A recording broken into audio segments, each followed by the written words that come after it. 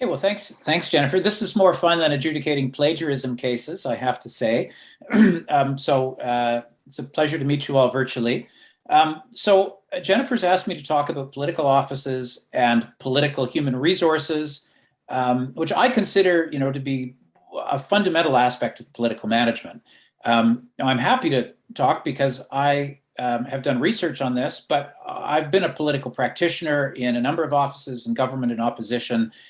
So I've got my own mistakes that I can draw on. I maybe won't mention too many of them because I'm embarrassed by HR stuff that's happened in political offices. But my experience managing offices and managing people in a political environment comes into this too. Jennifer and I have an ongoing argument about the definition of political management. She sees, I think, if I'm fair, political management as a little bit more narrow, dealing with the management in political offices. And I emphasize the politics, so I think it's a broader field. But we both agree that management of people and running offices is something that's fundamental, that does not get nearly much attention. It's overlooked by academics, which is fair because there's not a lot of work on political management. It's a new field, but it's also largely ignored within political offices themselves. Political people are not very experienced in management.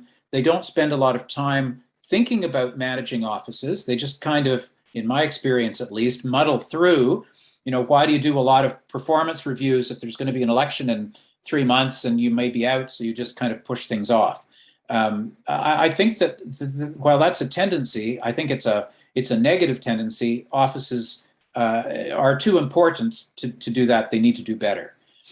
So what offices are we talking about? There's been a huge increase in literature on political advisors in the last decade or 15 years. Scholars like Chris Eichbaum, Richard Shaw, Ann Tiernan, Maria Maley, lots of others.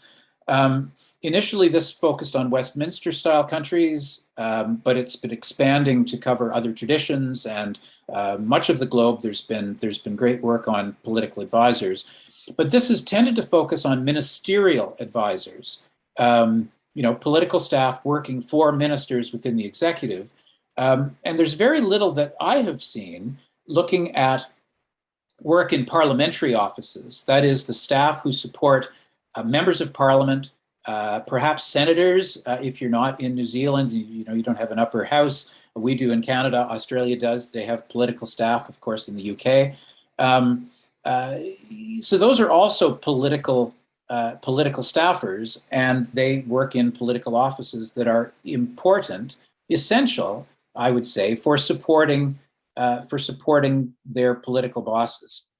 In Canada, there's 650 or so ministerial staffers. There's over 2,000 political staffers who work to support MPs and senators in one way or the other. These are partisan political jobs supporting these politicians. So I see, we'll leave senators, unelected senators aside, but for the most part, I see these jobs as essential for supporting democracy because they're supporting elected ministers and parliamentarians. But the offices are high pressure, results oriented, often staffed by young, hyper partisan, aggressive staffers. They have high turnover rates. They're highly competitive environments where, who can prove they're the most dedicated by being the first into the office in the morning, the last to leave at night, who can work the most weekends, who can respond to their email the fastest, who never takes holidays. This is the type of environment, I think, that often characterizes political offices. Add this to a culture where there's a lot of receptions. Lobbyists are inviting you to go out places, often lots of access to alcohol and social opportunities. These create, I think, sometimes a pathological environment. And the pathologies are easy to see and have been getting lots of attention. There was a recent, 2018 report in the United Kingdom about bullying and harassment of House of Commons staff, including political staff.